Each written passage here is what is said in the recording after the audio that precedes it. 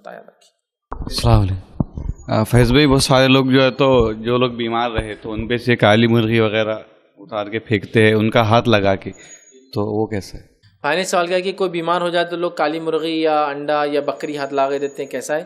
دیکھیے صدقہ مصیبتوں بلاؤں کو ٹالتی ہے بول کے حدیث میں الفاظ ہے صدقات, تو لہٰذا صدقہ دینا چاہیے. تو صدقہ مرغی بھی ہو سکتی ہے, صدقہ انڈا بھی ہو سکتا ہے, صدقہ بکری ہو سکتی ہے, صدقہ اونٹ ہو سکتا ہے, صدقہ گائے ہو سکتا ہے.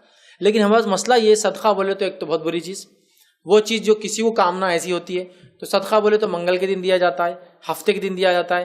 کالی مرغی, الٹے پر کی مرغی, کالا مرغا, الٹے پر کا مرغا, کالا بکرا, اتنے عمر کا, اتنے فلاں. تو یاد رکھیے صدقات دینے میں تو کوئی حرج نہیں, لیکن اگر صدقات کو آپ ایک مخصوص انداز سے مخصوص طرز پر دیتے ہیں تو پھر یہ بھی غلط ہو جائے.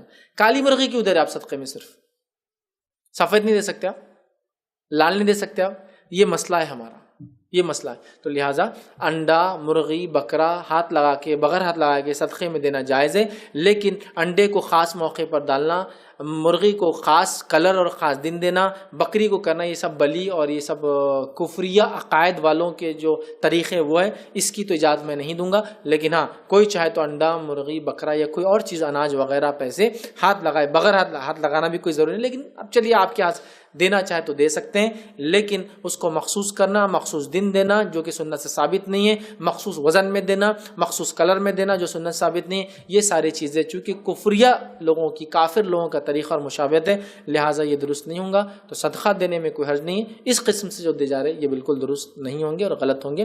اسی پہ ہم اپنی بات کو ختم کریں.